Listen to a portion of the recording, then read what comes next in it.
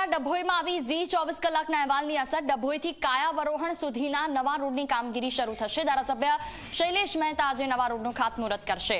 કરોડોના ખર્ચે નવો ડામર રોડ બનશે। રોડ સારો ન હોવાને કારણે સ્થાનિકોને હાલાકી પડી રહી હતી, જેનું ઝી 24 કલાકે અહેવાલ બતાવ્યા બાદ તંત્ર એક્શનમાં આવ્યું અને નવા રોડનું કામ આજે શરૂ થઈ રહ્યું છે।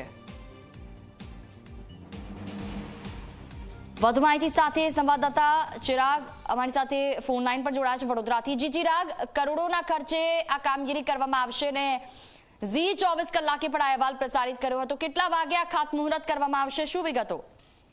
બિલકુલ, જોયું જે પ્રકારથી વાત કરવામાં આવે તો ડભોઈથી જે કાયાવરણ અને કાયાવરણથી કરજણનો માર્ગ છેલ્લા 2 વર્ષથી બિસ્માર હાલતમાં હતો અને અનેક મોટા ખાડા પડી ગયા હતા, જેના કારણે અકસ્માતો થતા હતા। સમગ્ર ઘટનાને લઈને જે રાહદારીઓ છે, જે નગરજનો છે, તે લોકોએ ઝી 24 કલાકનો સંપર્ક સાધ્યો હતો અને ત્યારબાદ આ ઝી 24 કલાકે સમગ્ર 1 માર્ચે અહેવાલ બતાવ્યો હતો અને આજે આ ઝી 24 કલાકના ખબરની મોટી અસર થઈ છે અને આજે 11 વાગે ધારાસભ્ય શૈલેષ મહેતા આ નવીન રોડનું ખાતમુહૂર્ત કરવાનું છે। ઉલ્લેખનીય છે કે આજે રોડ છે એ મંજૂર થઈ ગયો હતો, પરંતુ કેટલીક ટેકનિક ખામીના કારણે આ રોડ શરૂ નહોતો થઈ શકતો, પરંતુ હવે 11 વાગે ધારાસભ્ય શૈલેષ મહેતા ખાતમુહૂર્ત કરશે અને ટૂંક સમયમાં જ આ જે ડભોઈના નગરજનો અને રાહદારીઓ છે જે લોકોને નવીન રોડ ડામરનો મળશે।